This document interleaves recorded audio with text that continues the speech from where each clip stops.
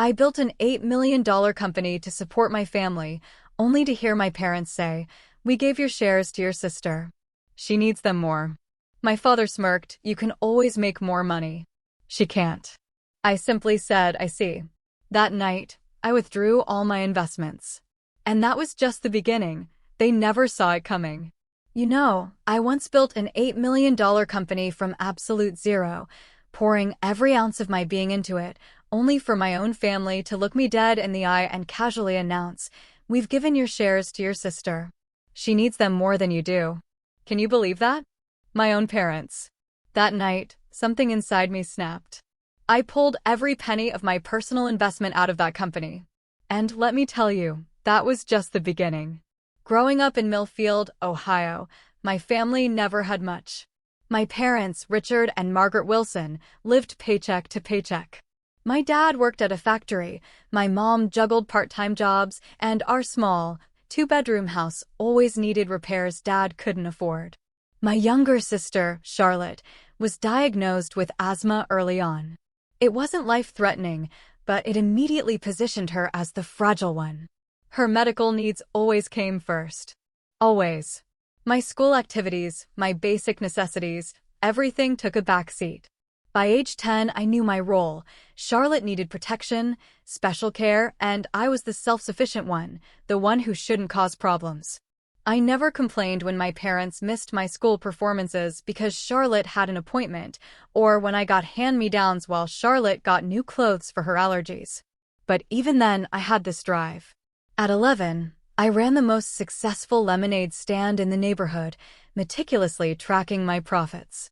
By 14, I was fixing computers for neighbors, charging $15 when the local shop charged $60.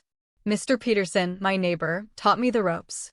"You have a mind for business, Jenny," he told me once. "Don't let anyone tell you different." Through high school, I worked multiple jobs: library, grocery store, tutoring. Most of my earnings went straight into the family fund. If Charlotte needed a new coat or Dad's truck needed repairs, I just silently handed over my savings. No one ever demanded it, but the expectation, that heavy, dusty expectation, was always there. When college acceptance letters came, I chose State University over Cornell, even with a partial scholarship to Cornell. State was closer, cheaper, and it let me keep working to support my family. I majored in business administration, completely fascinated by entrepreneurship. It was in a sophomore year class that I met Ryan Davis. He was a software genius, but, he admitted, had zero business sense. We clicked. Our semester project, a digital marketing platform, got the highest grade. "We could actually build this, Ryan said over coffee. "It's not just theoretical. The market needs this." My parents? Still skeptical. "A good, stable job with benefits is what you need," Dad would say. Mom would add, "Not everyone can be a big success story, honey. Sometimes it's better to be practical." Meanwhile, Charlotte dropped out of community college after one semester, cycled through retail jobs, and never kept one longer than a few months. My parents' explanation? She just hasn't found her passion yet, or that manager had it out for her. After graduation, I got a decent job offer from a marketing firm in Chicago. Enough to keep supporting my family while starting my own life. But the entrepreneurial fire Ryan had lit wouldn't die. We'd been talking about our idea for ages, Ryan even building preliminary software. The night before I was supposed to accept the corporate job, Ryan called. "I just quit my job," he announced. "I'm going all in. Are you with me or not?" It was the hardest decision I'd ever faced. Safety versus risk, predictability versus potential, accepting my designated family role versus defining my own path. I barely slept. By morning, I had my answer. I declined the corporate offer. Then I called Ryan. "Let's do this." The early days of WebSphere Solutions were brutal. Ryan and I lived on ramen and coffee, working from my tiny apartment. We developed our platform, refined our business model, created pitch decks. Our first bank loan was rejected. The loan officer didn't even look up. No collateral or experience. Come back in 2 years. Walking home, I cried for the first time on this journey. Not just from the rejection, but because my mother had texted me during the meeting, asking for $300 for Charlotte's car insurance. It felt like the universe was constantly reminding me of my role, the responsible one, the provider, the safety net for others, while having none myself. Ryan found me on a park bench, staring at the rejection letter. He just sat in silence for a few minutes. "We don't need them," he finally said. "We'll find another way." And somehow, despite everything, I believed him. We launched WebSphere Solutions from my apartment.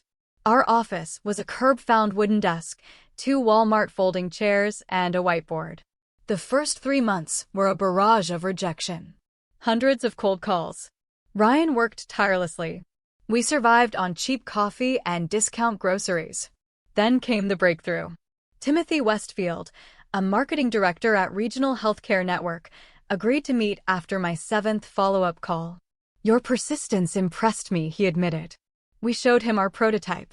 "You're rough around the edges," he said, "but you've got something here. Let's do a 3-month trial." That night, Ryan and I celebrated with actual delivery pizza. It felt monumental, like the first crack in a dam. With Timothy's contract, I made the difficult decision to ask my parents to invest. They had about $25,000 in retirement savings. Not much, but enough for a small office and equipment. I wouldn't ask if I didn't believe in this, I explained at their kitchen table. "I promise I'll make it worth your while. Once we're profitable, you'll get your investment back with interest, and I'll be able to help the family even more." My father looked skeptical. "What happens if this fails, Jennifer? This is all we have." "It won't fail," I said, with a conviction I wasn't entirely sure I felt. "I won't let it." After a week, they agreed. My lawyer drew up the papers, making them minority shareholders with a combined 15% stake. I was just so grateful for their trust, never imagining how that decision would come back to haunt me. The next 18 months were a blur of 80-hour work weeks. I developed severe insomnia, often going days on just brief naps. My social life completely disappeared. On my 30th birthday, Ryan had to remind me it was a special occasion. I'd completely forgotten. Moving into our first small office, above a deli, felt incredibly legitimate. Hiring our first employee, Amanda, was terrifying. Someone else's livelihood depended on our success now. The regional healthcare contract led to referrals, and soon we landed 3 major accounts. But with growth came more family expectations. Charlotte married Peter Sullivan, an aspiring musician who hadn't held a steady job in years. My parents expected me to pay for most of the wedding. "Your sister only gets married once," my mother insisted, "and it's not like you don't have the money now." I wrote a check for $15,000. Money that should have gone toward hiring another developer. When Ryan questioned it, I made excuses about family obligations. I just didn't know how to say no. The moment we hit $500,000 in annual revenue, I took my parents out to dinner. "We always believed in you," my father said, despite years of evidence to the contrary. My mother added, "We're so proud of how you're taking care of the family. That's what matters most." Their words should have warmed my heart, but they left me cold. Was that all they saw in my accomplishment? My ability to take care of the family? A few months later, their car broke down. I bought them a new, reliable one, no hesitation. The business kept growing, despite setbacks, a server crash, me collapsing during a client presentation. "You can't keep going like this," Ryan told me in the hospital. He didn't say it, but I knew he was worried about my family obligations. The constant calls, the emergency money requests, the way I dropped everything for them. Thomas Reed from Venture Capital Partners expressed interest. His offer for first-round funding came with tough terms, but it was the capital we desperately needed. "Your valuation is approaching $2 million, he told us. $2 million, it felt surreal. But part of me also recognized that increased value meant increased expectations from my family. As our team grew to 10, my role shifted from doing everything to managing people. The learning curve was steep, but I found I had a talent for leadership. Our office expanded. And with success came more family expectations. Charlotte's husband, Peter, decided to start a recording studio and expected me to provide the startup capital. My parents started hinting about retirement, needing additional support beyond Social Security. And through it all, I kept saying yes. I couldn't break the pattern established in my childhood. When WebSphere Solutions moved into a proper office building downtown, a space 3 times larger, with glass-walled conference rooms, I felt both pride and imposter syndrome. Our team grew to 25 employees. Each desk represented a livelihood. That responsibility kept me awake many nights. With the business valuation approaching $5 million, I decided it was time to move my parents out of their deteriorating neighborhood. I found them a comfortable 3-bedroom house in a safe area. "This is too much," Jennifer, my mother, said, her eyes betraying her words. She wanted the house. "You deserve it," I replied. "And I can afford it now." My father walked through the house silently. Finally, he turned to me. "Your sister could use a new place too, you know." The comment stung. The instant pivot from my achievement to Charlotte's needs. One thing at a time, Dad, was all I could manage. Charlotte became pregnant with her second child and promptly quit her minimum wage job. "The chemicals might harm the baby," she explained at a family dinner. "Besides, Peter is this close to getting a record deal. We just need to focus on his career." My parents nodded as if this made perfect sense, while I calculated how much more financial support they'd expect from me. I was already covering Charlotte's health insurance through WebSphere, listing her as a dependent, a questionable practice my accountant had warned against. The dynamic grew increasingly uncomfortable. Charlotte would call me directly for doctor's appointments or baby supplies, bypassing our parents entirely. "You're my successful big sister," she'd say with practiced admiration. "I'm so lucky to have you looking out for me." At home, my parents boasted about me to neighbors, but in private, they focused exclusively on what more I could do, especially for Charlotte. I overheard my mother telling her sister once, "Jennifer could certainly help Charlotte with a down payment for a house if she wanted to. It's not like she doesn't have the money." The resentment conflicted with the responsibility I'd internalized. Wasn't this why I'd worked so hard to take care of my family? But the one-sided nature of our relationship was impossible to ignore. My achievements were valued primarily for their utility to others, not as accomplishments in their own right. It was at a client event that I met Michael Anderson, an architect whose firm had recently signed with Webfair. He was intelligent, funny, and refreshingly direct. When he asked me to dinner, I surprised myself by accepting. Dating had been non-existent for years. "Tell me about yourself," Michael said on our first date. "And I don't mean WebSphere. I want to know about Jennifer." The question caught me off guard. Who was I, apart from my company and my role as family provider? I struggled to answer, realizing how much of my identity had been consumed by responsibilities. As we continued dating, Michael noticed the constant interruptions. Calls during dinner, weekend plans canceled because Charlotte needed something, the way my expression changed when my parents' number appeared on my phone. "They rely on you a lot," he observed carefully after I cut our weekend getaway short because my parents' air conditioning broke. "They need me," I replied automatically. Michael chose his next words carefully. "There's a difference between supporting family and being taken advantage of, Jennifer." No one had ever suggested my family dynamic might be unhealthy.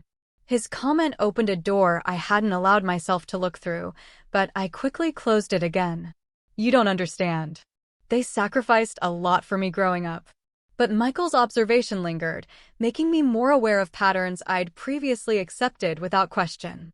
With Webfair's continued success, I decided to formalize the company's share structure. My parents had their 15% stake, which had grown significantly in value.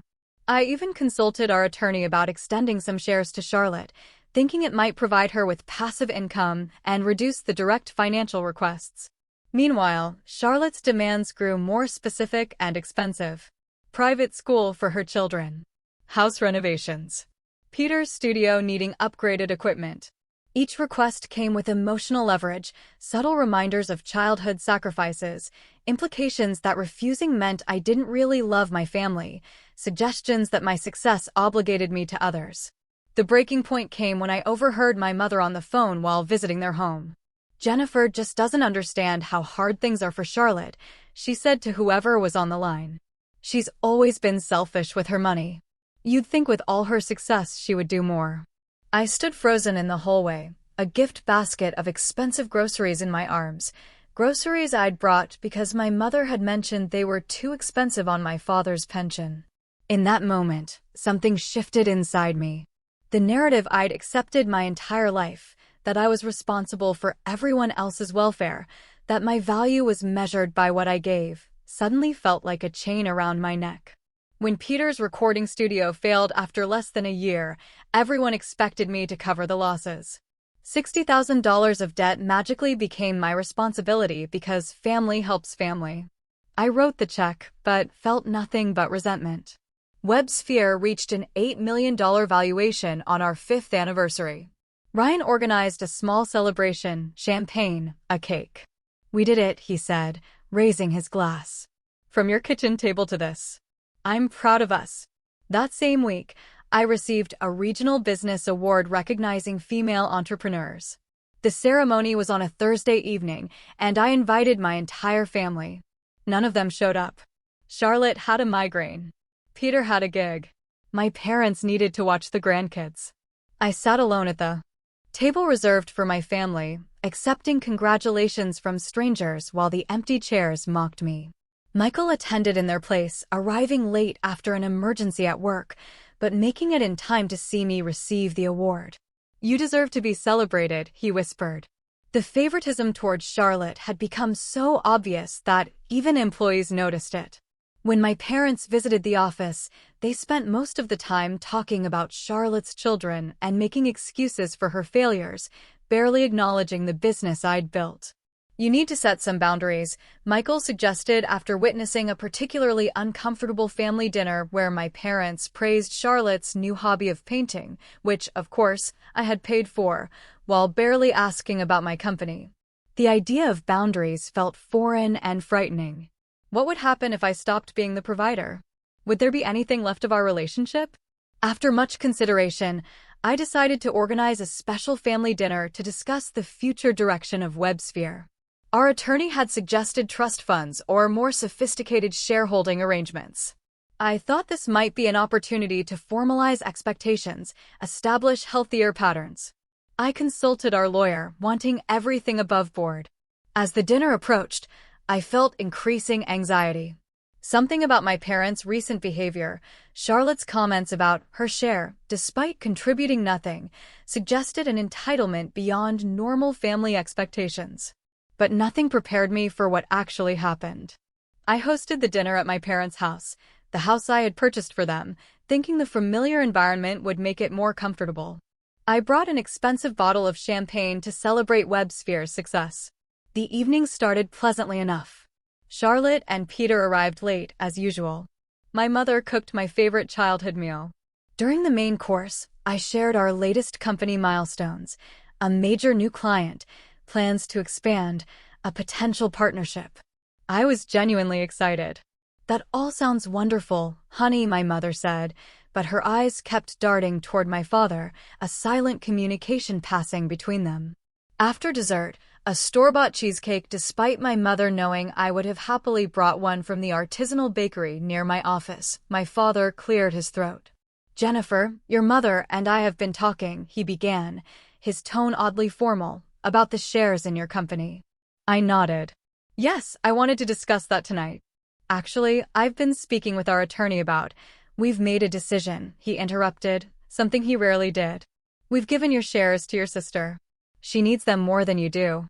The words didn't make sense at first. They hung in the air, an abstract concept I couldn't grasp.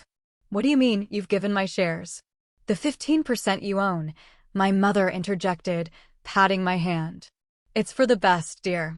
Charlotte has the children to think about, and you know how Peter's career is still developing. But those shares are yours, I said, still trying to understand. Part of your retirement plan. My father's expression hardened. And we can do what we want with them. We're giving them to Charlotte. Charlotte sat straighter, a smug smile playing at the corners of her mouth.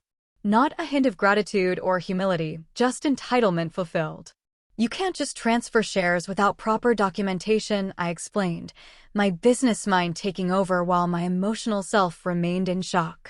There are legal processes, tax implications. Your lawyer already handled it. My father interrupted again. We called him last week. The betrayal sliced deeper. My own company attorney had facilitated this without telling me? That seemed impossible. Unless they hadn't actually spoken to him at all. They were bluffing or worse, had fallen for some scam. Which lawyer exactly? I asked, keeping my voice steady despite the hammering of my heart. The company one, my father said vaguely. Thompson or Thomas or whatever his name is. Thomas Reed was our venture capitalist. Thompson was nobody. They were lying. But the intent behind the lie was just as painful as if they'd actually managed to transfer the shares. I see, I said quietly. My father must have misinterpreted my calm for acceptance, because he added with a dismissive wave, "You can always make more money, Jennifer. That's what you're good at. Charlotte can't. She needs security for her future." The implication was clear. My worth was in my ability to generate income for others. Nothing more. Not my hard work, not my sacrifices, not the years of supporting them all. Just a resource to be tapped. An ATM with legs. Charlotte finally spoke. Her voice syrupy sweet. "We're so grateful, Jenny. This will make such a difference for the kids' college funds." College funds? The children were 3 and 5. If Charlotte had been receiving actual shares worth over $1 million at current valuation, there would be no need to think about college funds. The money would have far exceeded any educational expenses. Her statement confirmed what I already suspected. None of them truly understood the value or function of business shares. In that moment, I saw my family clearly for perhaps the first time. The realization was both liberating and excruciating. Years of being used, of conditional love based on what I could provide, of being valued only for my utility. It all crystallized in a single, painful moment of clarity. "Is that so?" I replied, my voice eerily calm. Something in my tone must have alerted my father, because his expression shifted slightly. "Now don't take this the wrong way. We're still a family. We're just evening things out between you girls." Evening things out, as if my years of financial support, the house they sat in, the car in their garage, the vacations I'd paid for, the medical bills I'd covered, as if all of that counted for nothing in their calculation of fairness. "I understand completely," I said, standing up. "If you'll excuse me, I need to get going. Early meeting tomorrow." "But you haven't had coffee yet," my mother protested weakly. "And I thought we could look at those photos from Charlotte's painting class." "Another time," I said, gathering my purse and the untouched champagne bottle. "Thank you for dinner." The drive home passed in a blur. I made it to my driveway before the first tear fell. And then it was as if a dam broke. I sobbed in my car like I hadn't since childhood. Great, heaving cries that left me gasping for breath. Years of repressed hurt poured out at once, not just from tonight's betrayal, but from a lifetime of being valued only for what I could give. Around midnight, I called Michael. "Can you talk?" I asked when he answered, my voice still rough from crying. "What happened?" he asked immediately, concern evident even through the phone. I told him everything. The dinner, the shares, my father's words. He listened without interrupting, only offering support when I finished. "Jennifer, I'm so sorry," he said finally. "But I'm not surprised. This has been their pattern for as long as I've known them." "I know," I admitted. "I just couldn't see it clearly until now." "What do you want to do?" he asked. The simple question offered what my family never had: agency. Choice. Respect for my decisions. "I don't want to just be hurt," I said, a new resolve forming. "I want to take action." After we hung up, I spent hours analyzing every financial connection between myself and my family. The mortgage on their house was in my name. The car was registered to me. Their health insurance was through my company benefits. Charlotte's children's private school tuition came directly from my account quarterly. I wouldn't do anything vindictive. That wasn't who I wanted to be. But I needed to disentangle myself from the parasitic relationship that had formed. First, I accessed the company account where I kept my personal investments, separate from operational funds. I withdrew every penny I had contributed beyond the essential working capital. The business could survive without immediate expansion, but I needed these resources now to protect myself. Next, I emailed Ryan. Despite the late hour, he responded within minutes. After explaining the situation, I outlined my proposed next steps. His response was immediate and supportive. Whatever you need, we'll figure this out together. They can't actually touch your shares without documentation you would have had to sign. He was right. Of course, my parents' 15% was legally theirs to transfer if they somehow figured out the proper process. But they couldn't touch my majority stake. Still, their intent was clear, and I needed to protect the company as well as myself. As dawn broke, I felt oddly calm. The pain remained, but alongside it grew a clarity I had never experienced before. For the first time, I saw my relationship with my family for what it truly was, not the mutual support system I had pretended it to be, but a one-way flow of resources and emotional labor. The question now was what to do with this clarity. My father called at 7:30 the next morning, his voice tense. "Jennifer, something's wrong with the house account.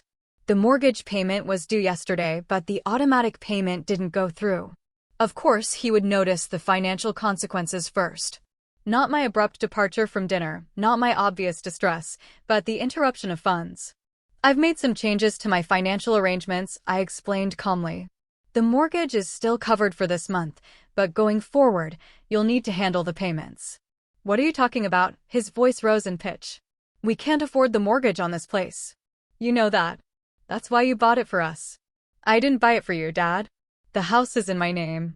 I've been making the payments. There's a difference." The silence on his end suggested this distinction had never occurred to him. "What's gotten into you? Is this because of last night? We thought you'd be happy we were looking out for Charlotte's future."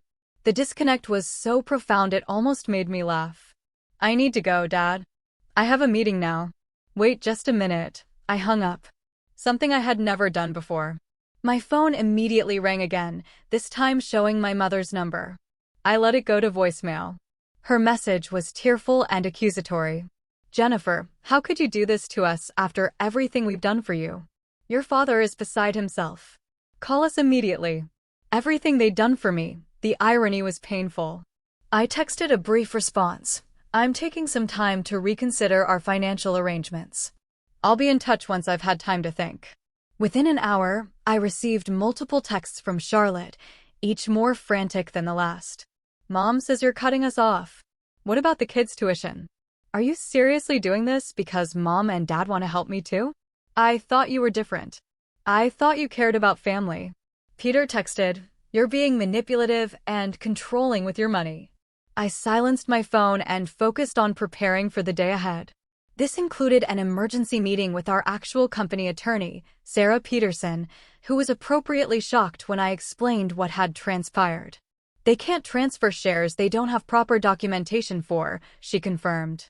"But the fact that they attempted this is concerning. We should review all company ownership documents immediately and secure everything." Before I could respond, my office phone rang. The receptionist sounded uncomfortable. "Your parents and sister are here. They're quite insistent about seeing you right away." Taking a deep breath, I told her to send them to the conference room. "Sarah, would you mind sitting in on this meeting?" I asked my attorney. "That's what I'm here for," she replied, gathering her notepad.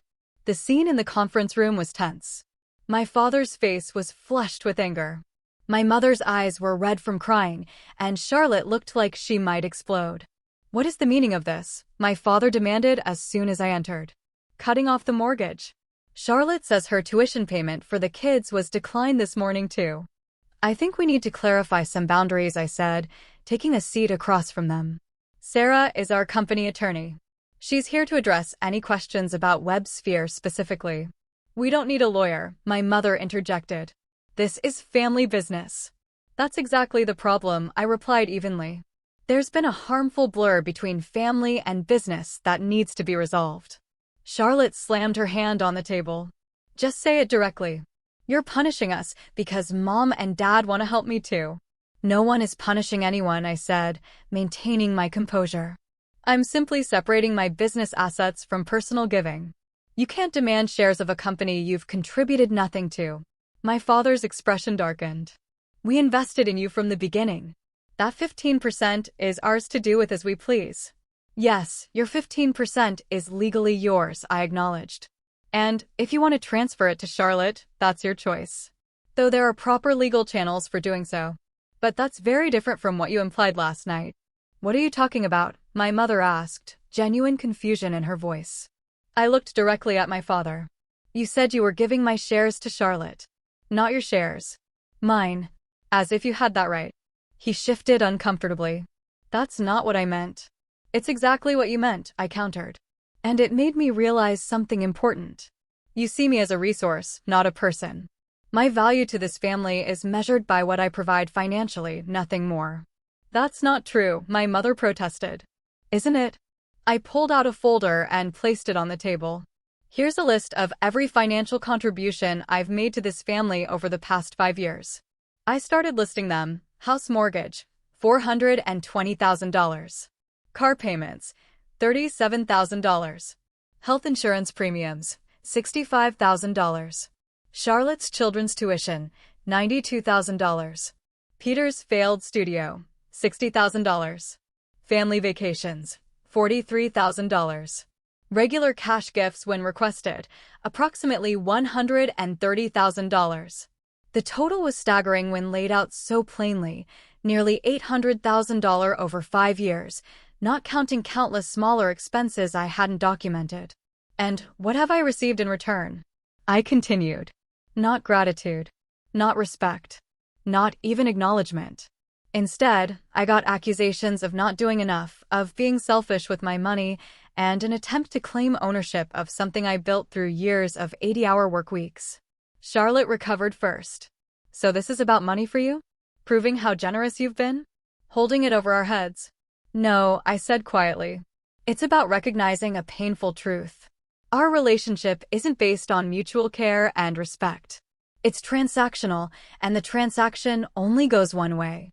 My father's face had grown, increasingly red during my explanation. Now he stood abruptly. We're not going to sit here and be lectured by our own daughter. Either you continue to help this family as you should, or the unfinished threat hung in the air. Or what? They would stop loving me. That love already seemed conditional at best. I think you should leave now, I said calmly. When you're ready to discuss a healthy relationship that isn't based solely on financial support, I'll be here. After they stormed out, Sarah looked at me with newfound respect. That couldn't have been easy. It wasn't, I admitted. But it was necessary.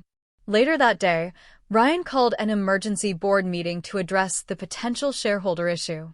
He had been my rock throughout this crisis, his loyalty never wavering. Your parents can't touch the company directly, he assured the small board. Jennifer's majority stake is secure, and we've already implemented additional protections. The next few days brought escalating attempts at emotional manipulation from my family. My mother left tearful voicemails about losing the house. Charlotte sent photos of her children with captions like, wondering why Aunt Jennifer doesn't love them anymore. My father's messages grew increasingly hostile, then suddenly switched to apologetic, then back to demanding.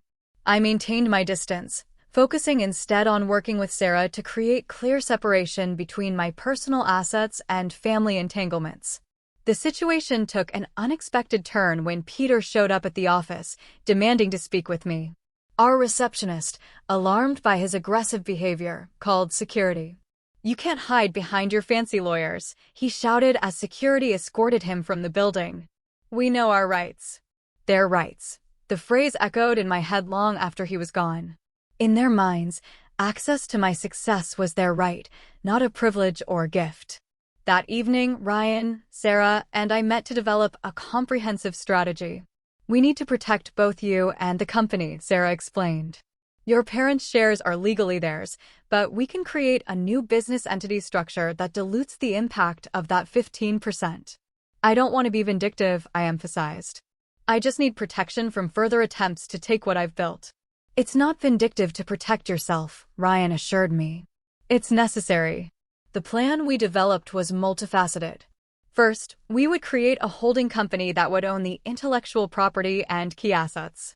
Second, we would reach out to our most important clients to ensure continuity of service regardless of any shareholder disputes. And third, We would document all communications with my family in case legal action became necessary. Timothy Westfield, our first major client, who had become something of a mentor, was among the first I called. After explaining the situation in broad terms, he didn't hesitate. "Wherever you go, we go with you, Jennifer. Our relationship is with you, not the company structure." His loyalty brought tears to my eyes, the kind of loyalty my own family had never shown. Most of our other key clients expressed similar sentiments. They trusted me, respected the business I'd built, and would follow if necessary. Within days, we began to see the consequences of my family's actions. Without my guidance, they had attempted to assert control over company decisions based on their minority stake. The board easily blocked these efforts, but the disruption was taking a toll on day-to-day operations. By the end of the week, WebSphere's stock value had dipped slightly, the first downturn in our steady growth. Employees were whispering about the family drama, distracted from their work by the uncommon tension. I called an all-hands meeting to address the situation directly. "There are some personal and structural changes happening," I explained to the team, "but our core business remains strong. Our client relationships are secure, and our mission hasn't changed." The transparency seemed to ease concerns within the company, but the situation with my family continued to deteriorate. A month after the fateful dinner, Charlotte attempted to step into a leadership role at Webfair, apparently believing the 15% stake gave her that right. She showed up at the office unannounced, introducing herself to employees as part owner and new creative director. Ryan called me immediately. "Charlotte is here telling the design team to change our brand colors. Says purple represents abundance and wealth." Under different circumstances, it might have been comical. Charlotte, whose professional experience consisted of brief stints in retail and food service, attempting to direct seasoned designers and developers. But the disruption was serious, and I drove straight to the office. I found her in the conference room surrounded by confused designers. "I'm thinking we need more inspirational quotes on the website," she was saying. "People connect with wisdom." "Charlotte, we need to talk privately," I said from the doorway. She turned, a strange mix of defiance and uncertainty on her face. "I'm in the middle of a creative direction meeting." "No, you're not. You don't work here." I kept my voice level but firm. "Please join me in my office now." The conversation that followed was difficult but necessary. I explained that ownership shares didn't confer operational authority, especially minority shares that weren't even properly transferred yet. I outlined the legal implications of disrupting a business without authorization. And finally, I made it clear that her presence without invitation wouldn't be tolerated again. "You just can't stand that I might have something of my own," she accused, tears forming. "You've always needed to be the successful one." The irony was painful. "Charlotte, I've spent years helping you have something of your own. I paid for your wedding, your house renovations, Peter's studio, your children's education. I've never begrudged you anything until you tried to claim credit for something you didn't build." "Mom and Dad said the shares would let me be part of the company," she insisted. "Did they explain what shares actually are? What responsibilities come with them? What the legal implications are?" Her blank expression answered my question. My parents had dangled ownership in my company without understanding it themselves, using it as yet another way to extract resources for Charlotte without regard for me or the business I'd built. After Charlotte left, Ryan suggested accelerating our protection plan. "This is getting out of hand. We need to secure the company now." He was right. Within days, we had established a new corporate structure that effectively protected the company's core assets and operations. My parents' shares in the original entity remained intact, but had been strategically diluted in the new structure. The family reactions were predictable. My father called, irate, about corporate trickery. My mother pleaded that they were just trying to help Charlotte.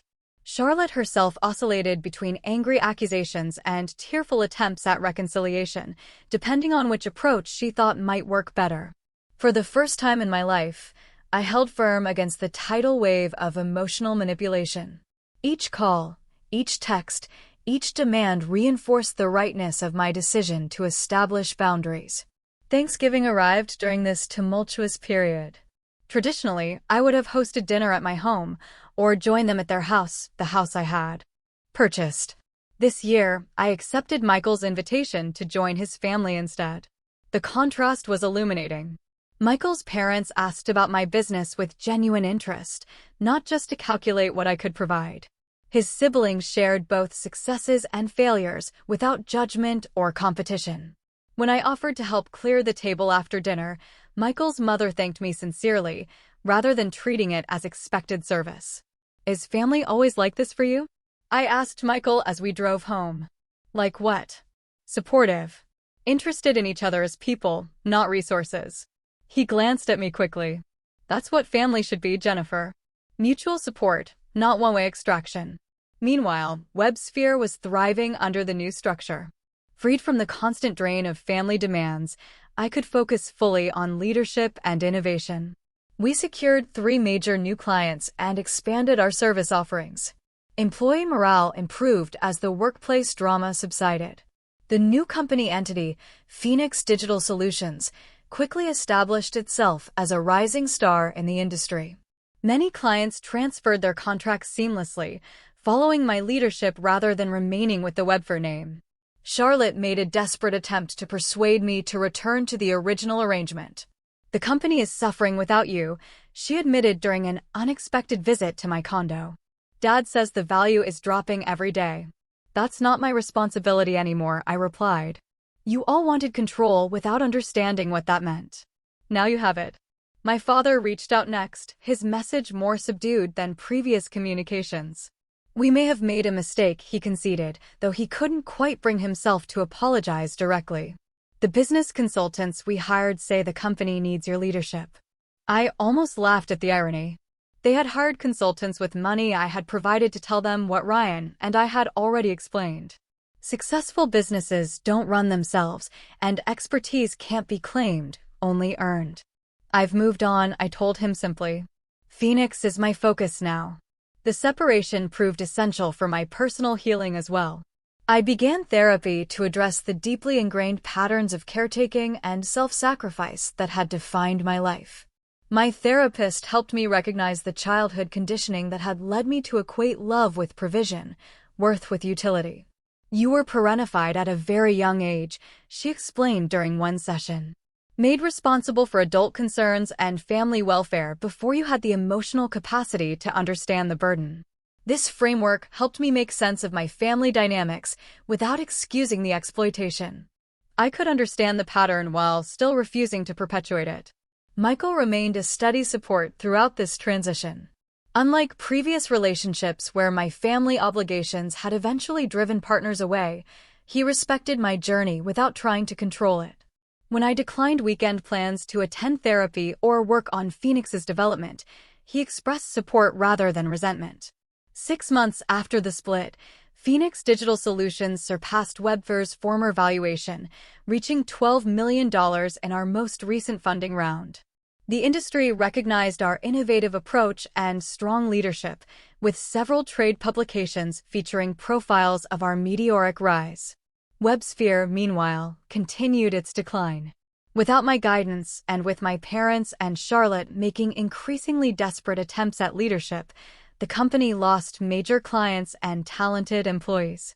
The 15% stake they had fought so hard to control was worth less each month as the company's value plummeted. News eventually reached me that WebSphere was seeking a buyer, any buyer, to salvage what remained before bankruptcy became inevitable.